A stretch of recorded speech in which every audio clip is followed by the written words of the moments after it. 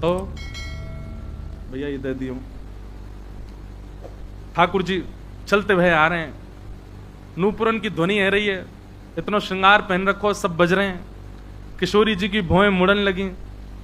ललिता जी और विशाखा जी कितने ध्यान से सेवा में है कि इतनी भी उनको पता चल रही है कि श्री जी को निद्रा में श्रम है रो है। ललिता जी बोली कौन आ रहा हो, इतना स्वर कर तो भयो। और धीरे से बोली, विशाखा जी बोली एक ही है जो शिष्टाचार को पालन ना करे। तुरंत विशाखा जी बाहर गई, कहा है छम छम करते आ रहे हो, रुक जाओ, श्री जी पौड़ी भई हैं, सो रही हैं। अच्छा, लाल जी की अंतरंग लीलाएं, कई निकुंज की लीला देखी, विशाखा जी से डरते हैं ठाकुर जी। ललिता जी तो श्री जी जैसी सीधी भोरी हैं, वो विशाखा जी से न डरे लाल जी। तुरंत लाल जी बोले अच्छा श्री जी पौड़ी हैं, अपने हाथन के कड़ूला उतार दिए, अपने जो बजे वाले श्रृंगार सब बाहर ही उतार दिए, कुंज में निकुंज में जावे से पूर्व ही पैरन के नूपुरन की आवाज जो निकल रही वो बंद कर दे, धीरे से भीतर प्रवेश किया।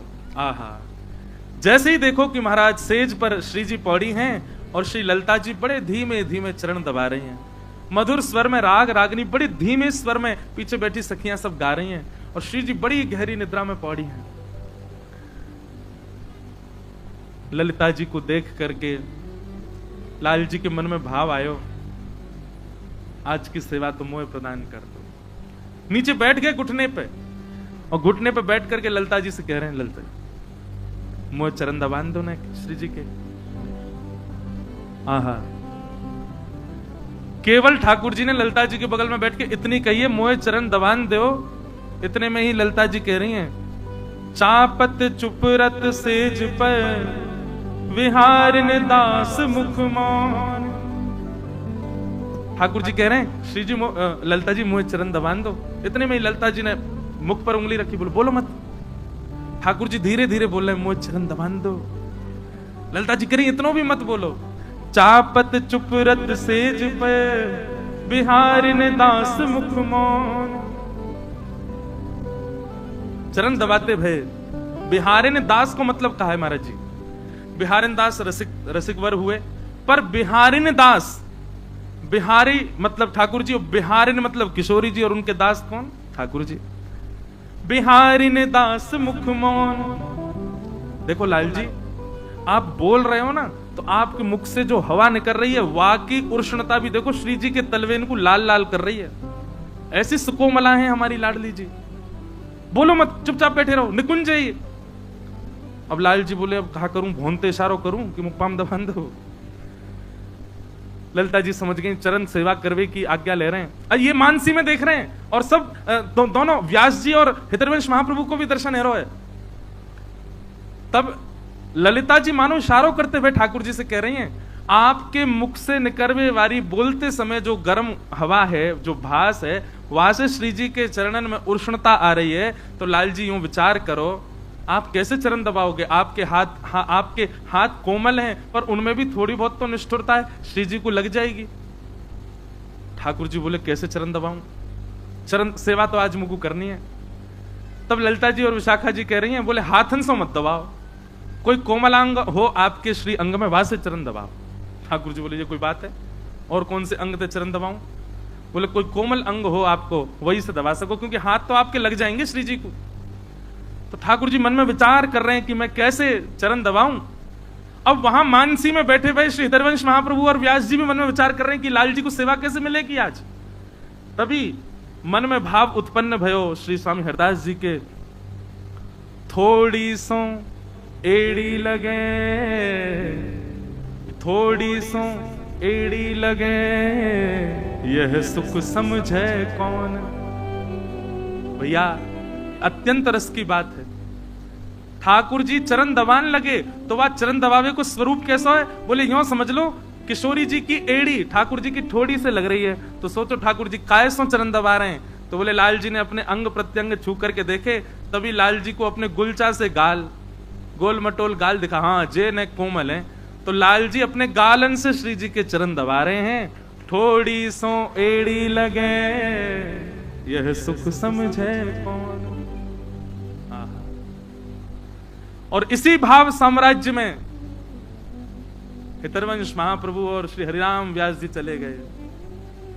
रात भर बैठे रहे, बस इसी भाव का चिंतन कर रहे हैं, थोड़ी सो एड़ी लगे यह सुख समझे कौन। अब ये उस समय का भाव श्री फिर बाद में बिहारी दास जी ने इसको लिखा।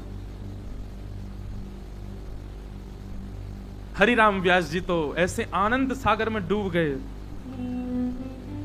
मन में भाव रखने लगे, अब मैं वृंदावन रस पायो, अब मैं वृंदावन रस पायो। राधा चरण शरण मन दीनो, राधा चरण शरण मन दीनो, श्री राधा चरण शरण मन दीनो, श्री राधा चरण शरण मन दीनो। मोहन लाल रिझायो, मोहन लाल रिझायो, अब मैं वृंदावन रस पायो, अब मैं वृंदावन रस पायो।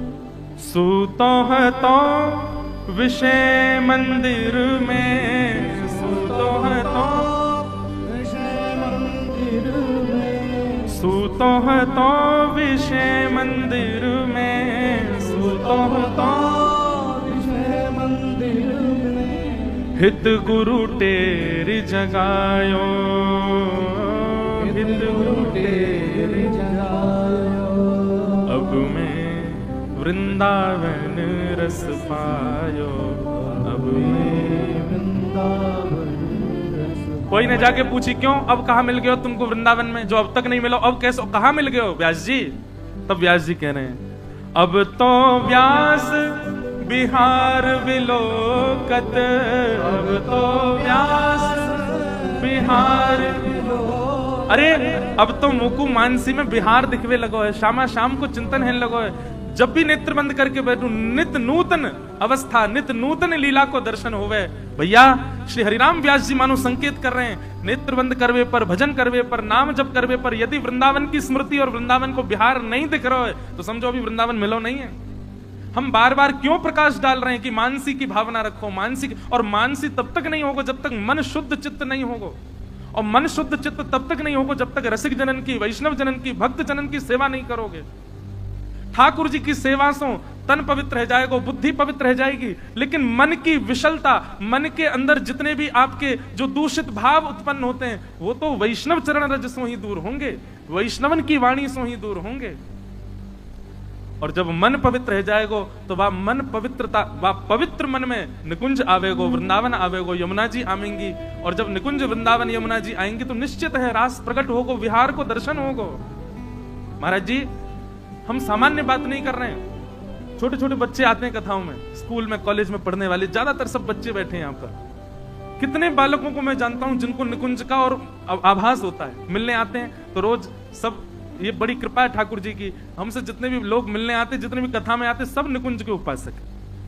सुबह सुबह बालक मिलने आते हैं तो आकर के अपना अनुभव बताते हैं कि कई बालक हैं, कई मोटे बड़े बूढ़े भी हैं, सभी बालक नहीं है। कोई यूं सोच रहा हो कि ये बहुत बड़े हैं इसलिए सबको बालक बोल रहे हैं, व्यास है इसलिए बालक बोल रहे, नहीं तो कई तो बड़े बड़े भी बैठे हैं यहाँ पे। सबको अनुभव होता है। किसी को ऐसा अनुभव हुआ कि श्री राधा रमन लाल जी ने आज ऐसी पोशाक धारण करी, मन में भाव आया वैसे ठाकुर जी ने पहन लियो। किसी के मन में कोई भावना, किसी के मन में कोई भावना। एक बालिका आई, एक लाली आई, उसने अपने मन की भावना बताई, इतना सुंदर भाव। क्या भाव कि एक दिन ठाकुर जी पूर्णिमा पे ही क्यों मिलते हैं, जब भी देखो रास कब हुआ पूर्णिमा पे, रास कब हुआ शरद पूर्णिमा पे, रास कब हुआ पूर्णिमा, और जब भी कोई चर्चा होगी रस चर्चा तो उसमें किशोरी जी का मुख कैसा, बोले पूर्णिमा के चंद्रमा जैसा। बोले महाराज जी अमावस्या के साथ इतना बुरा क्यों हो रहा है। बोले ठाकुर जी और प्रियालाल जी ये सब चंद्रमा की छाया में ही मिलते हैं, अमावस्या पे क्या करते हैं, क्योंकि अमावस्या के दिन तो लाला तो अंतर ध्यान है जाता होगा, समझ रहे हैं बात, कारो कारो लाला दिखता ही नहीं होगा, श्री जी बेचारी ढूंढती होंगी हाँ है लाला। मैंने कि तो बोले महाराज जी भाव आया कि एक दिन श्री प्रियालाल जी को मिलन भयो निकुंज। अब देखो ये अभी के बालक की एक विचार, मानसी भाव, बोले प्रिया लाल जी के मन में भाव आयो कि हम मिलें, और वादिन हती अमावस्या। तो श्री जी बैठी हैं, प्रतीक्षा कर रही हैं, लाल जी आए। लाल जी कब में आ गए, श्री जी को पता ही नहीं चली। तो कहा भाई, बोले बैठ कर मुस्कुरा गए, तो दांत देखे, बोले ओहो आ गए। अमावस्या। अभी तो हम बना के बोल रहे हैं, ऐसी बात नहीं। लाल जी हमारी पीताम्बरी पहन के चले महाराज, पद्मराग के कड़ूला पहने, कछु नहीं दिखेंगे तो श्रृंगार ऐसा पहन के रहे कि सब दिखेगा। तो कभी महाराज जी ऐसा हो, गोविंद देव जी के दर्शन कर रहे हो, पूरी लाइट चली जाए, गोविंद देव जी कैसे दिखेंगे फिर? आंख ही आंख दिखेंगी, पोशाक दिखेगी पीली पीली, ये सब चटकदार कपड़ा यही मारे पहने लाल। बड़े चतुर है महाराज। श्री भीष्म पितामह ने भागवत जी में वर्णन किया है। बोले कैसे हैं ठाकुर जी? रवि कर गौर वराम वरम विधान है। तो लाल जी आए, और लाल जी आकर के बैठे हैं, तो श्री जी के मन में भावना आ रही है, लाल जी को स्पष्ट दर्शन नहीं है रोए, कहा करूं? तो किशोरी जी के मन में भाव प्रकट होवे तो प्रकृति व भाव को पूर्ण करने में लग जाए। श्री जी कछु चाह रही हैं तो प्रकृति लग जाएगी, पूर्ण होनी चाहिए।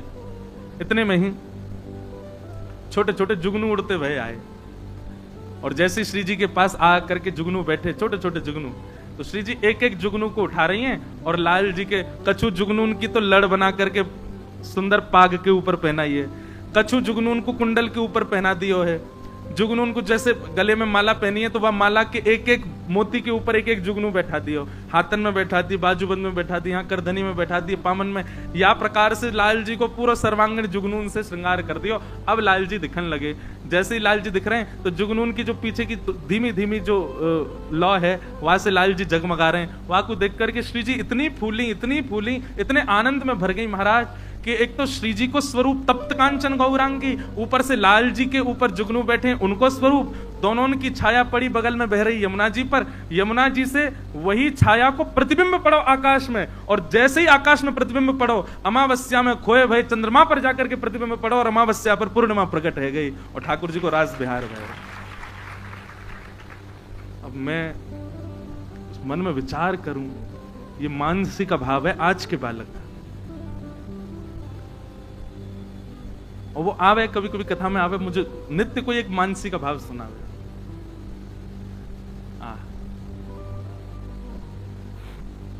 तो भैया मानसी में यदि वृंदावन और ब्रज लीला चिंतन में नहीं आ रही है, अभी वृंदावन मिला नहीं है। हरिराम व्यास जी कह रहे हैं, अब मैं वृंदावन रस पायो, अब मैं वृंदावन रस पायो। कब मानो कि तुमको वृंदावन रस मिला? तब कहते हैं, अब तो व्यास बिहार विलोकत, अब तो व्यास बिहार विलोकत, सुख नारद मुनि गायो, सुख नारद मुनि गायो, अब मैं वृंदावन रस पायो, अब मैं वृंदावन रस पायो, अब मैं वृंदावन रस पायो, अब मैं वृंदावन रस पायो। ऐसे श्री हरिराम व्यास जी अब अत्यंत आनंद में रहने लगे। एक दिन की लीला, कोई वैष्णव आया दर्शन करने जुगल किशोर जी के, और वाने श्री जुगल किशोर जी को वंशी भेंट करी। महाराज जी एक बहुत सुंदर भाव, या से ये लोग, कई लोग आमे वंशी लेके ठाकुर जी के लिए, हमारे लाल जी छोटे हैं, कोई को पता नहीं रहे, टीवी में देखे तो बड़े दिख रहे, तो बड़ी बड़ी वंशी लिया है, कोई छोटी लिया हुआ, कोई बड़ी लिया हुआ, कोई मोटी लिया हुआ, कोई पतली। अब सबकी वंशी ठाकुर जी धारण नहीं कर पाते, लाल जी को जितना अवकाश है उतनी वंशी ले में। लेकिन हरिराम व्यास जी की एक कथा से एक बात सिद्ध दे रही है, कैसी भी वंशी आवे लाल जी के पास पधराओ जरूर। क्यों? तो एक वैष्णव ने श्री जुगल किशोर जी को वंशी पधराई, सन्मुख भेंट में दी। हरिराम व्यास जी ने पर्दा करके और वो वंशी उठा करके जुगल किशोर जी की भुजा में धारण कर, तो जुगल किशोर जी के जो हस्त कमल के बीच में अवकाश था वो छोटा था थोड़ा, और वंशी वहां में भीतर जावे नहीं। हरिराम व्यास जी बोले, नेक, इतनी सी नेक और पतरी होती वंशी तो सोई भीतर चली जाती। लेकिन उन्होंने मन में विचार किया, नेक ही तो अंतर है, नेक जोर लगा के देखूं, नेक जोर लगाऊं वंशी आई जाएगी। ठाकुर जी की सेवा में बंधुओं एक बात का बहुत विशेष ध्यान रखा करो, नवाते समय, अभिषेक करते समय, श्रृंगार करते समय। महाराज जी पुष्टि मार्ग में तो ऐसा भाव भी है कि अंगूठा को प्रयोग मत करो ठाकुर जी को, ये अंगूठा अगर हम ऐसे करके लाल जी को करें तो ठाकुर जी को श्रम होता है। उठावे बैठावे के काजे भले ही ऐसे हाथ कर लो, लेकिन ठाकुर जी की सेवा उंगलीनते ही करो, क्योंकि बल लगता है अंगूठे में, ठाकुर जी को श्रम हो जाएगा। इसलिए बात करें तो भाई आपकी इच्छा, आपके लाल जी को स्वरूप कैसे वाक्य अनुसार, लेकिन ठाकुर जी के श्री अंग पर ज्यादा जोर नहीं लगना चाहिए। कई लोग ठाकुर जी को मुकुट उकुट नहीं आता तो ऊपर से यूं दबा में, ठाकुर जी को लग गई, बेचारे कहा करे। लेकिन हरिराम व्यास जी की एक लीला सुनो। आहा, हरिराम व्यास जी ने जोर लगाया कि बंसी भीतर जाए। जैसे ही महाराज जी जोर लगाया, श्री जुगल किशोर जी के यहां से रक्त निकलने लगा। ओहो, वो देख करके तो व्यास जी को इतनी वेदना हो गई, तुरंत गए, रुई का फुआ लेकर के आए, घी लगाया, व्यास जी के हाथ पर जुगल किशोर जी के हाथ पर लगाने लगे। नेत्रों से रोते ही जाएं, बार बार चरणन में जय जय क्षमा कर दो, जय जय मुझसे अपराध है क्यों। अब देखो, व्यास जी से सीखो। जैसे ही बोध हुआ चित्त में कि मैंने अपराध किया है, तो प्रायश्चित्त के लिए एक स्वयं को दंड भी दिया। क्या दंड दिया? कि अब मैं नित्य सवेरे श्रृंगार करके जुगल किशोर जी को सजा करके बालकों से कहूंगा कि सेवा करो, और मैं वृंदावन की साय सूर्य अस्त तक परिक्रमा ही लगाता रहूंगा, वृंदावन की परिक्रमा लगाऊंगा। ये मेरे को दंड अपने आप को दिया उन्होंने। मैंने जुगल किशोर जी को श्रमित कराया। सुबह भोर में मंगला आदि करके श्रृंगार करके और श्री हरिराम व्यास जी निकल जाते और पूरे दिन वृंदावन की परिक्रमा लगाते, कुछ अन्न जल कुछ ग्रहण नहीं करते, और सूर्य अस्त जब तक नहीं हो जाता तब तक वृंदावन की परिक्रमा ही करते रहते और रोते रहते, क्षमा मांगते रहते, ठाकुर जी से मैंने अपराध कर दिया, मैंने लाल जी के लगा दी। एक ही दिन हुआ था दंड का पालन करते हुए, बहुत ध्यान से सुनो, केवल एक ही दिन हुआ था दंड का पालन करते हुए। अगले दिन व्यास जी ने श्रृंगार किया। अब वंशी जो नई वाली थी उसको तो दूर ही रखते थे, बोले ये तो लाल जी के पास ही मत लाना, इससे श्रम हो गया था। श्रृंगार करके पुत्र से बोले अब तुम सेवा करो, मैं जा रहा हूं परिक्रमा निकल। दूसरे दिन जैसी सेवा में आप परिक्रमा के लिए गए, शाम को लौट करके आए, जुगल किशोर जी का दर्शन किया तो श्री जुगल किशोर जी ने वो बड़ी वाली बंसी वो हाथ में धारण कर रखी और मुख पे धारण करके खड़े। आपने जैसी वंशी देखी, बोले ये तो बड़ी वंशी है, ये तो वही वंशी है जो कहीं ऐसा तो नहीं पुत्र ने जबरदस्ती श्रम करके लगा और ज्यादा दंड लग जाएगा मुख। भीतर गए, पर्दा करके जुगल किशोर जी की वो, अब जैसी वंशी निकाली वो बड़ी सहज से बाहर आ गई, बड़ी सहज से हाथ में चली गई। बोले वादना मैंने धराई तब तो ये भीतर ही नहीं जा रही, अब तो बड़ी सहजता से ठाकुर जी धारण कर रहे हैं। इतने में श्री जुगल किशोर जी बोलन लगे। अब बोलते भाई बोले अब बंसी तो छोटी बड़ी है ना सके, मैं तो मोटो और पतलो है सकूं, या हमारे मैंने पतलो है गो और या बंसी को धारण कर लियो। हे व्यास जी अब तुम अपने आप को दंडित मत करो, मैंने बंसी धारण कर ली है। और आज भी श्री जुगल किशोर जी वही बंसी धारण करते हैं। ठाकुर जी बोले बंसी तो छोटी बड़ी ना होगी, मैं तो छोटो मोटो है सकूं, तो मैंने एक बड़ा है गो, बंसी पकड़ ली मैंने। जुगल किशोर जी के इतने श्री हरिराम व्यास जी रात भर रोते रहे लाल जी के सन्मुख। जय जय, आपने कैसी कृपा की, कैसा अनुग्रह किया। बड़े आनंद में श्री हरिराम व्यास, कल पुत्री का विवाह का प्रसंग तो आप सबने सुना ही था। अब महाराज जी एक बात और मैं बताना भूल गया कल, कि जब पुत्री का ब्याह हुआ तो पहले ही मना कर रहे थे व्यास जी, तो काय को ब्याह कर रही है, संसार में पड़ जाएगी, वृंदावन छोड़ के जाना पड़ेगा, भजन कर। लेकिन पुत्री का ही मन था ब्याह करने का, तो ब्याह हो गया। अब ब्याह होने के बाद जब विदा होने का समय आया, बुंदेलखंड से आई थी बारात, किसी राजा के पुरोहित का बेटा था जिससे ब्याह हुई थी। तो जैसी बारात जाने लगी श्री हरिराम व्यास जी बहुत रोए। पुत्री आकर के गले लग गई, बोले पिताजी आप मत रोइए, मेरे वो तेरे बेरे में नहीं रो रहा मैं, तू वृंदावन छोड़ के जा, कितना अभाग्य तेरा, दुर्भाग्य, तू वृंदावन छोड़ के जा रही है। महाराज पुत्री बोली कैसे पिता है आप, आपको मेरे जाने का बिल्कुल, वो तेरे जाने का काश्रम हो, लेकिन मुझे ये लग रहा है तेरा कितना बड़ा दुर्भाग्य कि तेरे परिवार को वृंदावन वास मिल गया, तो फिर भी सब छोड़ के जा रही है। मधुकर शाह जी राजा ओरछा के वहीं खड़े थे। आपने जब ये बात सुनी तो आपने आकर के कहा, दोनों के पिता को बुलाया, लड़का के पिता को और हरिराम व्यास जी को, और कहा कि देखिए हमारी एक इच्छा है। क्या? हम अपने ओरछा राजभवन की ओर से वृंदावन में एक सुंदर कुंज बना करके आपकी पुत्री को भेंट करना चाहते हैं, और हमारी भावना ऐसी है कि आपके जवाई और पुत्री ये दोनों वृंदावन में ही रहे। हरिराम व्यास जी तो नृत्य करने लगे, बोले जय हो जाओ, यहाँ से बढ़िया का होएगो, यहीं घर बनवा दो, यहीं रहने दो। और महाराज हरिराम व्यास जी ने अपनी जिद पे अपने जमाई घर जमाई बना दिए, वृंदावन में ही रखे, वो जान नहीं दिए वहां से, वो विदाई नहीं होने दी बेटी, बोले वृंदावन छोड़ करके मत जाओ, एक बार वृंदावन मिल गया तो भैया या वृंदावन में ही रहो। कल वो पद में स्मरण कर रहा था, जिस पद की कृपा से हमको वृंदावन रसामृत पद मिला। वृंदावन धाम की। व्यास जी महाराज एक ही भाव में लगे, श्री वृंदावन की कितनी महिमा गाई जाए और वृंदावन वास की कितनी महिमा गाई जाए। ज्यादा से ज्यादा लोगों को प्रयास करते कि वो वृंदावन में ही बसें, वृंदावन में ही रहें। अच्छा एक बात, वृंदावन तन से तो बस गए पर मन में वृंदावन नहीं बसा, तो भी व्यास जी कहते कोई बात नहीं, बैठे रहो, बसे रहो, पड़े रहो वृंदावन में, पड़े रहो कुंजन के कोने, श्याम राधिका किशोरी तेरे चरणन की रज।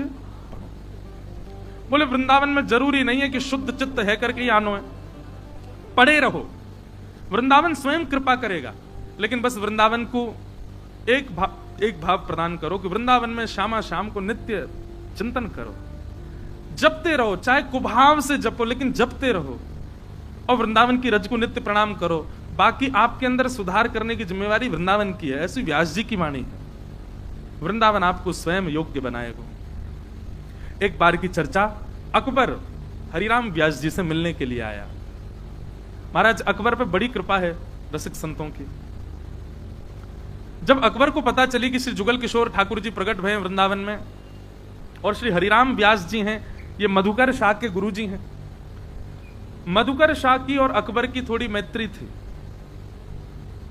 तो मधुकर शाह जी से भी उसने व्यास जी के बारे में प्रशंसा सुनी और सब बात जान करके वो एक बात को चित्त में लेकर के आया था। बहुत ध्यान से सुनिएगा।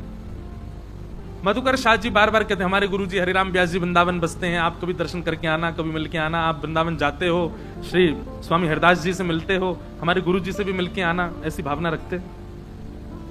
और मधुकर शाह ये भी बताते थे कि हमारे गुरु जी जो हैं वो विशाखा जी के अवतार हैं, वो निकुंज में विशाखा बन करके विराजते। अकबर को ये सब भाव सुन तो लेता था वो, लेकिन उसको विश्वास कम होता था। उसने ऐसी भावना बनाई, ऐसी योजना बनाई कि वो हरिराम व्यास जी से मिलने के लिए शाम को गया ताकि रस चर्चा में पूरी रात्रि निकल जाए और हरिराम व्यास जी अपने निकुंज में प्रवेश नहीं कर पाए। तब मैं देखूंगा विशाखा जी की सेवा होगी कि नहीं। और निकुंज में विशाखा जी की एक प्रधान सेवा है, क्या? पीक दान लेके रह में जब भी रास विलास होवे तो श्यामा श्याम पान पाले में, तो जो आधो पान रहे आधो काम में आधो रह जाए वाकू विशाखा जी को पधरा देंगे, या करते करते रास विलास और खूब अधरामृत जब है जाए तो श्री विशाखा जी वाकू धारण करें, ये उनकी सेवा है। ये बात भी अकबर को पता थी कि इनको निकुंज में कौन सी सेवा प्राप्त है। अकबर सायंकालीन सत्र में गया और श्री हरिराम व्यास जी से जाकर के उसकी वार्ता हुई। अब अकबर बात बात पर ऐसे ऐसे तर्क प्रकट करे तो हरिराम व्यास जी विद्वान तो थे ही, अपनी विद्वत्ता से उत्तर देने में आते तो घंटों तक एक ही संशय का उत्तर देते। यह चर्चा करते करते करते करते भोर का सूर्य उदय होने वाला था, पूरी रात्रि निकल गई। बहुत ध्यान से सुनिएगा, पूरी रात्रि निकल गई चर्चा करते करते। और जैसे ही थोड़े थोड़े सूर्य उदय होने लगे, थोड़ी अंधियारी झरने लगी, तब अकबर ने कहा कि मैंने सुना है कि आप निकुंज में सहचरी हैं ठाकुर जी की, और उसमें भी आप विशाखा नाम की सहचरी हैं। तो विशाखा जी की सेवा तो पीक दान हाथ में रखने की है, और रात भर आप मेरे साथ रहे हैं, तो कल रात में रास विहार नहीं हुआ। हरिराम व्यास जी मुस्कुरा करके बोले देखो वृंदावन में तो नित्य विहार होता है, नित्य रास होता है, कोई सहचरी सखी की उपस्थिति या अनुपस्थिति से रास नहीं रुकेगा। ये वृंदावन है, यहां नित्य रास विहार चलता है ठाकुर जी का। अकबर बोला मुझे प्रमाणित करिए कि आप सहचरी हैं, आप निकुंज में विशाखा का अवतार हैं, और आपकी जो सेवा है कल तो हुई नहीं, आप मेरे पास थे, तो उस सेवा का परिणाम क्या हुआ निकुंज में? मुझे जुगल किशोर जी का मंदिर दर्शन करना है अभी। और सत्य घटना है, अकबर और साथ में वहां जितने भी लोग सुन रहे थे रात भर की चर्चा, सब लोग उठ करके गए और जुगल किशोर जी का जो मंदिर था जैसे ही खोल करके भीतर प्रवेश किया, अद्भुत सुगंधी आ रही थी, अद्भुत सुगंधी से गमगमा रहा था पूरा स्थान। और तभी थोड़ा प्रकाश करके, कोई अग्नि प्रज्वलित करके, एक हाथ में मिसाल लेकर के भीतर जाकर के देखा तो पूरे जुगल किशोर जी के अंतःपुर भवन में पान कटे कटे पड़े हुए थे और पान के भीतर भरने वाली जो सुगंधित वस्तुएं थी वो सब फैली हुई थी और कहीं कहीं श्री जुगल किशोर जी का अधूरामृत भी गिरा हुआ था। क्यों?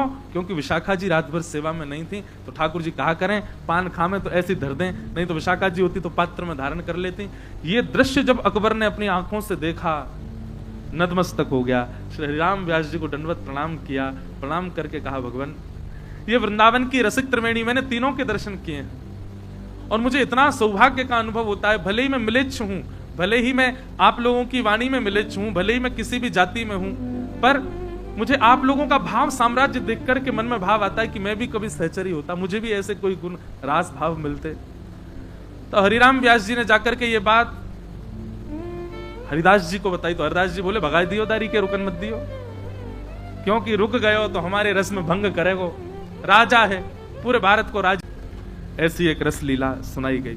अब एक एक मधुर हास्य विनोद प्रसंग आता है। अब बेटा इनका जमाई तो घर जमाई हो गया था, लेकिन इनके जो बेटी के सास ससुर थे विवाह के बाद वो मिलने आए।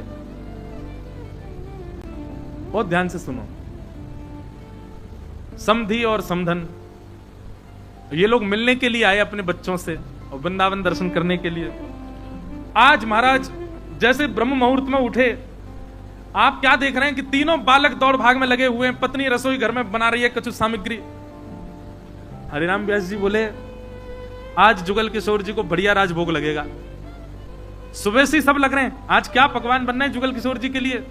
अरे बताओ कुछ संतों को निमंत्रण दिया हूं मैं। पत्नी बोली नहीं नहीं, जुगल किशोर जी के लिए नहीं बनना है, संतों के लिए नहीं बनना है, तो वो बेटी के सास ससुर आ रहे हैं उनके लिए बना रहे हैं। वहीं से दिमाग चढ़ गया हरिराम व्यास जी का, बोले आन दो। और महाराज पद है, हरिराम व्यास जी कह रहे आन दो, और लो मंदम मंदम जलधरा,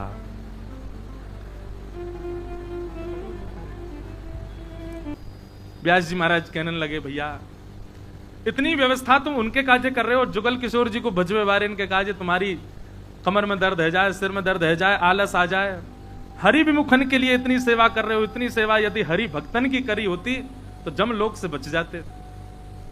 समधी जी आए, लेकिन व्यास जी माने नहीं, फिर भी आपने हरि भक्त बुला ही लिए, संत जन बुला लिए। अब जैसे ही महाराज प्रसाद पावे बैठे तो एक पंक्ति में तो सब संत बैठे हैं और एक पंक्ति में सब बेटी के ससुराल वाले बैठे हैं। संतों वाली पंक्ति में हरिराम व्यास जी बैठे हैं। तो हरिराम व्यास जी एक एक चीज देख रहे हैं, सामग्री ज्यादा कहीं समधियों को तो नहीं परोसी जा रही, संत महात्माओं में चूक तो नहीं कर रहे। महाराज नेक पत्री हवा निकरी भई पूड़ी, अगर संतन को आ जाए व्यास जी मही भर के ला बढ़िया वारी, संतन की सेवा करो अच्छे थे। इतने में आपकी पत्नी बढ़िया अधोटो दूध परोस रही सबन को, तो दूध ऐसी कलची में ले ले करके दोना में डालती जा रही। अब जैसे अब ये पद गाने लायक तो नहीं है, लेकिन भाव समझा दूंगा मैं। हरिराम व्यास जी ने तो कोई कसर छोड़ी नहीं महाराज बोलवे में। तो श्री हरिराम व्यास जी बैठे थे, देखते जा रहे थे, पत्नी बैठ करके जो है कलची से सबको बांट रही है दूध, और देते देते महाराज जैसे ही व्यास जी के पास आई तो सबको तो दूध देती आई, व्यास जी को जैसी परोसन लगी तो वाकई कलची में दूध के संग मलाई और आ गई। तो जैसी वाने परोसी सोई मलाई गिर गई वहां पे। तब व्यास जी पद गा रहे हैं, पद तो नहीं सुनाऊंगा मैं क्योंकि खूब खूब खड़े बोले हैं, बोले हम बे दूध में मलाई डाल डाल के खसम में मोटो कर दे। संत महात्मा बेचारे दिन रात भजन करें, हरे कृष्ण हरे राम जपें, इनको नहीं दे रही है, मोह खवा रही है। कैसा कहां प्रेम करेगी या हाड मांगते हैं, तो इनके काजे दूध ले आई है, मुंह को मलाई खवा रही है, मलाई तेने जानबूझ के रोक के रखी थी मोह खवावे। अरे पत्नी बोली वो गलती क्या गलती, ये गलती संतन के सामने क्यों ना भाई, तो मुंह पे क्यों भाई। अब घर वाले इतने परेशान, अरे भैया व्यास जी इनको बस नहीं चले तो घर वाले ने निकाल के संतन नहीं घर में रख लें, उन्हीं की सेवा करें। ऐसे भगत संतन के श्री हरिराम व्यास। पत्नी बोली अब मैं कहां बताऊं, माने ही ना है, कछु भी समझ लें। इतनी पत्नी दौड़ करके गई और महाराज संतन ने बोली अभी जाइयो मत, कोई भी यहीं बैठो। और दौड़ करके गई, जा करके माने दूध दे महाराज बढ़िया रबड़ी बनाई और खीर बनाई, कछु बना के लाई और सबन को बांट दियो। हरिराम व्यास जी के पास पहुंचते पहुंचते जो कढ़ाई एक खाली है गई, तो कलचा में कछु आयो ही नहीं, तो बोले व्यास जी क्षमा करो, आपके काज तो कछु बचो नहीं। हा दंडवत है गए पत्नी को, अरे अरे भक्तानी तू कैसी, ते तो को जुग जुग जीवे, तो को बैकुंठ में जगह मिल जा, हरि तो को कंठ लगावेंगे, तेने संत उनको पवायो, अपने परिवारी जनन के काज तेने नेको लोभ नहीं दिखायो, देखियो किशोरी जी तो को गोद में लेके बैठेंगी बैकुंठ में। संत महात्मा सब आनंद करे, जय हो व्यास जी, आपके संत निष्ठा पर बलिहारी। ऐसे श्री हरिराम व्यास जी, अनेक भाव हैं, अनेक लीलाएं हैं श्री हरिराम व्यास जी की, लेकिन एक लीला अति अद्भुत, जिसका उल्लेख श्री नाभाजी ने भी भक्तमाल में किया है। भक्तमाल के छप्पे के अंतिम भाव में श्री हरिराम व्यास जी कहते हैं, नौ गुण तोरे नूपुर गुहो, महत सभा मधिरास के। बंधुओं बहुत ध्यान से सुनना, लीला ऐसी है, वृंदावन में केसी घाट से पहले जुगल घाट के बाद में चीर घाट पर बड़ा रास मंडल है, आज भी विद्यमान बड़ा रास मंडल। वहां बड़ा रास मंडल पर रास विहार हो रहा था। रास विहार मतलब छोटे छोटे बालकों को रास स्वरूप सरकार बना करके और रास लीला चल रही थी। और उस रास लीला में स्वामी श्री हरदास जी महाराज, श्री हितरवंश महाप्रभु, बड़े बड़े आचार्य सब बैठ करके रास का दर्शन कर रहे थे। और श्री हरिराम व्यास जी भी उसी रास में बैठे थे, रास में बैठ करके रास का दर्शन कर रहे थे। तो हमारे वृंदावन में आज भी भावना ऐसी है कि स्वरूप सरकार जो है वो कोई स्वरूप ही नहीं है, मुकुट धारण करने के बाद साक्षात प्रियालाल जी हैं, साक्षात ठाकुर जी और किशोरी जी। आज भी ऐसी भावना। पूज्य श्री मलुक पीठ वाले महाराज जी एक बार एक चर्चा सुना रहे थे कि बरसाने में, जब आप बरसाने की परिक्रमा लगाओगे तो बरसाने में आपको परिक्रमा में स्वरूप सरकार निश्चित मिलेंगे। छोटे छोटे बालक मुकुट पहन करके बैठे होंगे, उनके आगे कुछ कपड़ा सा बिछा देते हैं, लोग बाग दक्षिणा चढ़ाते हैं, प्रणाम करते हैं। तो ऐसे ही बरसाने में एक कुंज में स्वरूप, दो बालक स्वरूप बना करके किशोरी जी और ठाकुर जी के बैठे थे। और बैठ करके वहां पे सब संत जन आकर के प्रणाम करें, लाडली जी प्रणाम, हे श्याम सुंदर प्रणाम, उनको उसी भाव से प्रणाम करते हैं सब। एक बाबा ने प्रणाम कियो और प्रणाम करते हुए बोले, जय जय, कृपा करो मुझ पे, अनुग्रह करो मुझ पे। तो ठाकुर जी ने ऐसी सहज भाव में, छोटे से बालक हैं, एक आध दांत भी नहीं थे उनके, ऐसे ही हाथ फेरते हुए बाबा, तो बाबा अब तो तू पधार जाएगो। जैसे कि बाबा तू पधार जाएगो। स्वरूप सरकार के प्रति इतनी निष्ठा ब्रजवासियों की और ब्रज के लोगों की है कि वो सत्य ही मानते हैं कि ये जो कर रहे हैं। आप पंडित श्री गया प्रसाद जी महाराज, जिनका हम कल स्मरण कर रहे थे, आपका बिल्कुल भरोसा नहीं था स्वरूप सरकार में। आपको लगता था बालक ही नाच रहे हैं, बालकों को कोई ठाकुर जी बना दिया है, उन्हें कोई राधा रानी बना दिया। अरे कोई सामान्य मानव ठाकुर जी बन सकता है? और ठीक है, अपने विलास के लिए लोग बाग ऊपर मंच पर स्वरूपों को घुमा रहे हैं, ये कोई वास्तविकता थोड़ी है। आपको संत जन जाके कहते थे, बोले बाबा महाराज ये ऐसी बात नहीं है, आप स्वरूप सरकार को एक बार निष्ठा भर के देखो तो सही। बाबा बोले ठीक है। एक दिन रासलीला में श्री पंडित गया प्रसाद जी महाराज बैठे थे और आपने मन में भावना की, यदि ये वास्तव में कृष्ण हैं तो लीला करते करते एक अमरूद उठाएंगे, झूठा करेंगे और अपना उच्छिष्ट स्वयं अपने हाथ से मुझे खिलाएंगे, तो मैं मानूंगा कि ये वास्तव में श्री कृष्ण है। रासलीला चल रही है मंच पर और बाबा पीछे बैठे हैं।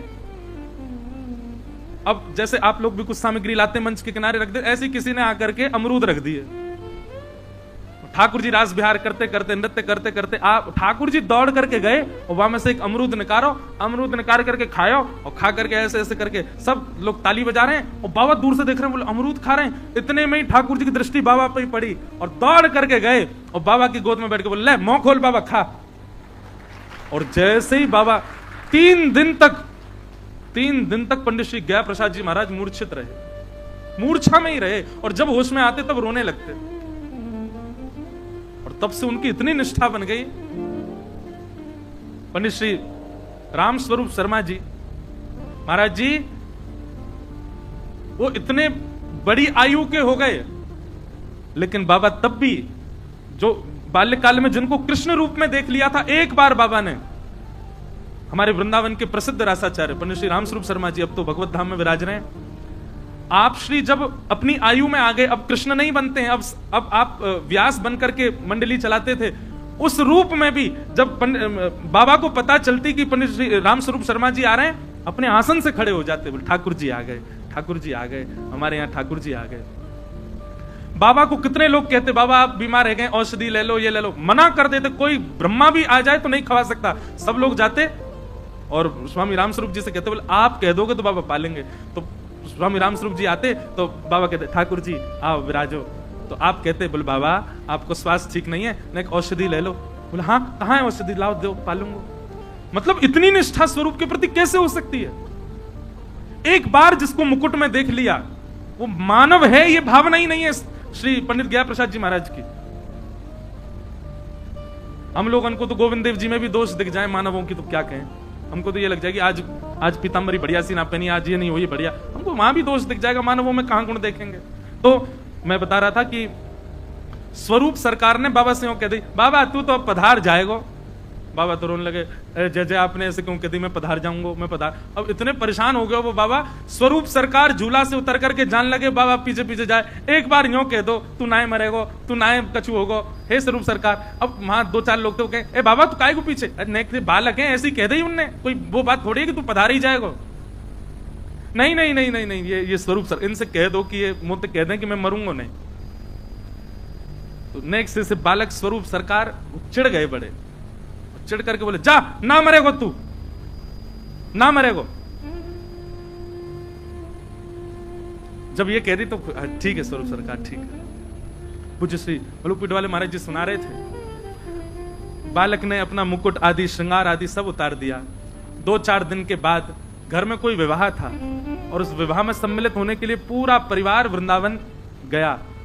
अब टेम्पू से गए कि जन बस से गए, कोई साधन से गए, और बीच मार्ग में एक एक्सीडेंट हुआ और उसमें वही बालक जो स्वरूप बने थे वो भगवत धाम चले गए। और जब ये खबर पूरे बरसाने में आई तो बाबा इतने रोए इतने रोए इतने रोए और कहा बोले मोते कह के गए कि तू पधार जाएगा, मैं पीछे पड़ रहे हो कि बाबा ना ना ठाकुर जी हो कह दो मैं नहीं पधारूंगा। सो चिढ़ करके बोले ना पधारेगो तू, मेरी मृत्यु अपने ऊपर ले गए, मेरी मृत्यु को अपने ऊपर लेके चले गए।